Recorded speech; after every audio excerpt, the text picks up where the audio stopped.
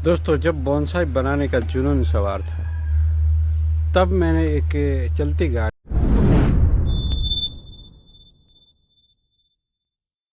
से एक पलाश के पेड़ के साथ इसको ग्रो होते हुए देखा था। इसकी पतली सी डोरी थी, ये देखिए अभी भी ये डोरी ही। इस तरह की पतली डोरी को मैंने रोक को लपेट लिया था और इसमें से ये सब डेवलप हुआ है दोस्तों। वक्त लगा, बट बढ़िया सा डेवलपमेंट मिला है। यहाँ डाईबैक भी मिला है। कुछ भी हो सकता है, क्योंकि पिछले 2-3 सालों में मैंने इसका रिपोर्टिंग नहीं किया है। पिछले साल तो नहीं ही किया। तो अब पहले क्या होता है, प्लांट पे वर्क करना है, नेगेटिव स्पेस वगैरह देखना होता है। तो यहाँ तो है भी, और ये मैच्योरिटी का साइन देखिए, ये इस तरह उखड़ रहा है ये। तो यहाँ अब हम पहले तो ट्रिमिंग करेंगे। ये थोड़ा मैच्योर कैटेगरी का प्लांट कह सकते हैं, क्योंकि पुराना हो गया है, तो उसको हम ज़्यादा छेड़ेंगे नहीं। ये ब्रांचिंग भी ठीक ठाक हुई पड़ी है, देख सकते हैं, बट फिर भी डाईबैक देखने को मिल रहा है। तो हो सकता है इन्फेक्शन हो, क्योंकि ये पहले ज़मीन पे रहते थे ये सब प्लांट। तो अभी ये न्यू ग्रोथ करने के लिए रेडी हो रहा है। तो हम ऐसे में थोड़ा माल लेना चाहते हैं, यानी उस पे हम वर्क कर लेना चाहते हैं, जिससे ये आने वाला ग्रोथ है वो अच्छा रहे इस प्लांट के लिए। तो सबसे पहले मैंने ट्रिम किया है। ट्विन ट्रंक है दोस्तों, रोक के साथ लपेट के लगाया गया ये प्लांट है। अनवायर कर लिया था पहले ही गुजरते मानसून में। एज ए सेक्रीफाइस ब्रांच के लिए इसको थोड़ी लंबी रखी होगी मैंने। देखते हैं उसको निकालना है या नहीं। निकाल भी सकते हैं, क्योंकि यहाँ रिवर्स टेपर सा बनने लगा है, तो उसको निकाल देता हूँ अभी से।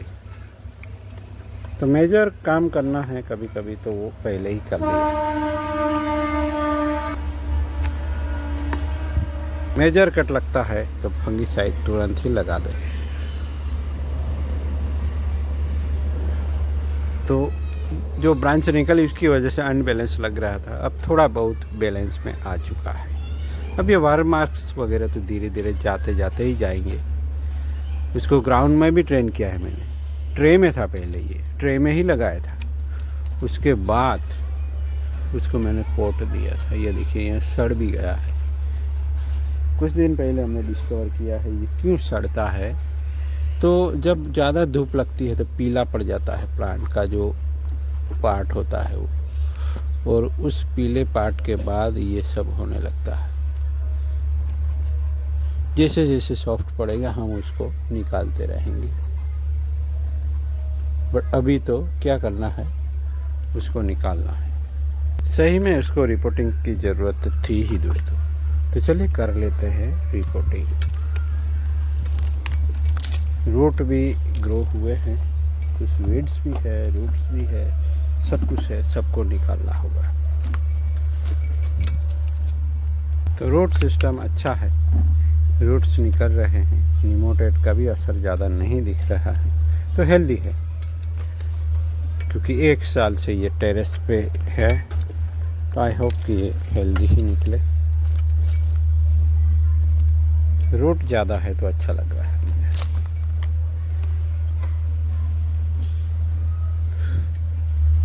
दोस्तों, एक सवाल था कि किसी ने प्रेमना का रिपोर्टिंग किया है और उसके बाद उसका रिएक्शन अच्छा नहीं है। जब प्लांट का रिपोर्टिंग करते हैं दोस्तों, उसके बाद प्लांट रिहाइड्रेट की स्टेज में जा सकता है, क्योंकि बहुत ही ज़्यादा गर्मी है और जल्दी जल्दी वो रिहाइड्रेट हो सकता है, क्योंकि आपने लिप भी ना निकाली हो, और निकाली भी हो तो भी कभी कभी ऐसा होता है दोस्तों। तो ऐसे में क्या करना है, प्रेमना को, पर्टिकुलर प्रेमना को, या आपको डर लगता है तो किसी भी प्लांट को आप उसको पूरा प्लास्टिक से पोट के साथ ही कवर कर लीजिए और उसके बाद उसको छांव में रख दीजिए, जिससे प्लांट की इम्यूनिटी बड़ी रहेगी और अच्छे से ग्रो करता रहेगा। और कुछ दिन बाद ग्रोथ स्टार्ट हो ही जाएगा। और अगर छांव में रखने के बाद भी ग्रो नहीं होता, कुछ प्लांट आपने पहले ही छांव में रख दिए रिपोर्टिंग के बाद, फिर भी ग्रोथ नहीं हो रहा है तो फिर ऐसे प्लांट को फिर एक्सपोज करना पड़ेगा दोस्तों। ऐसे प्लांट को धूप चाहिए। तो जो प्लांट आपने सामने रखे उसमें अगर ग्रोथ नहीं मिल रहा है तो उसको धूप दिखाइए।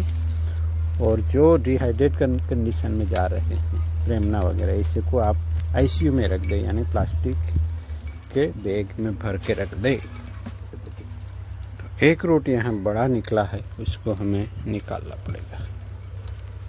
उसको निकाल देते हैं और फंगिसाइड लगा देंगे।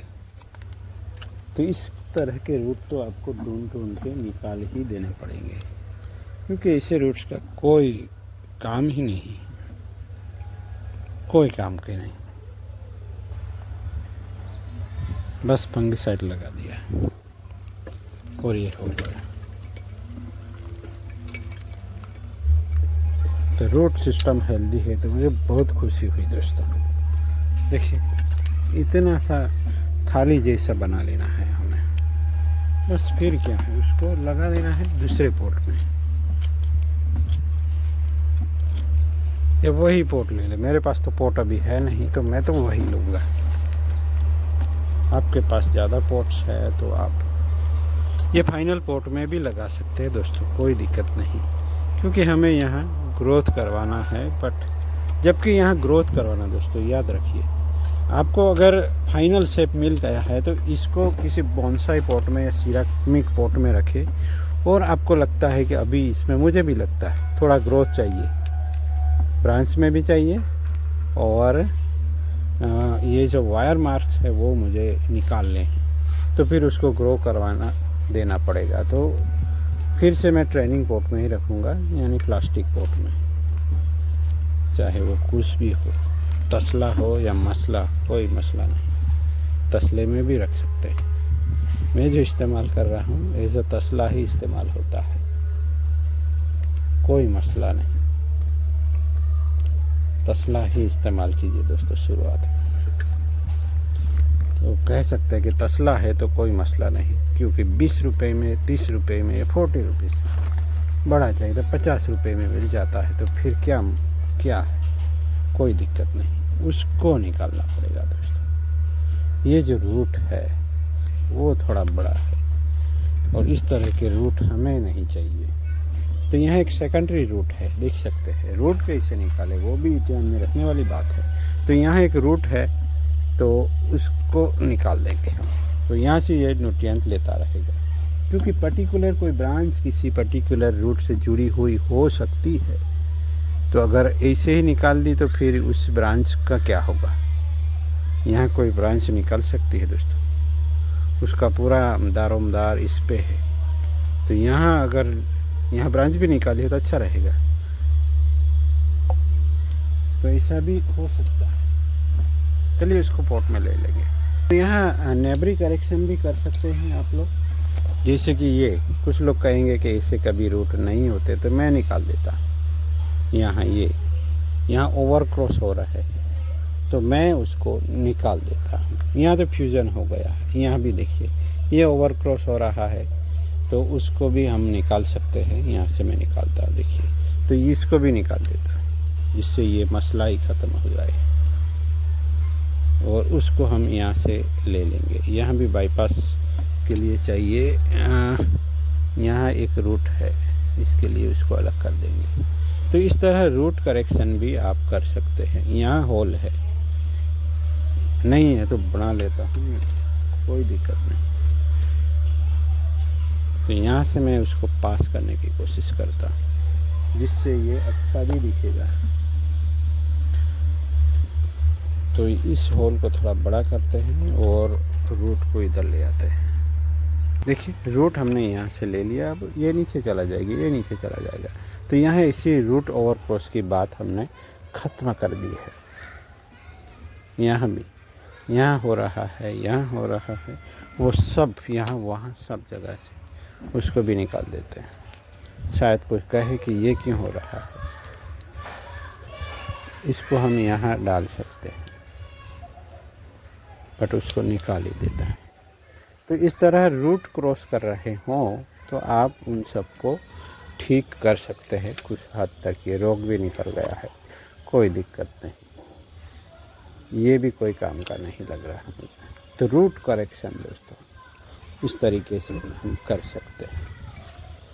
ये देखिए ये ओवरलैप हुआ है, ओवरलैप हुआ है।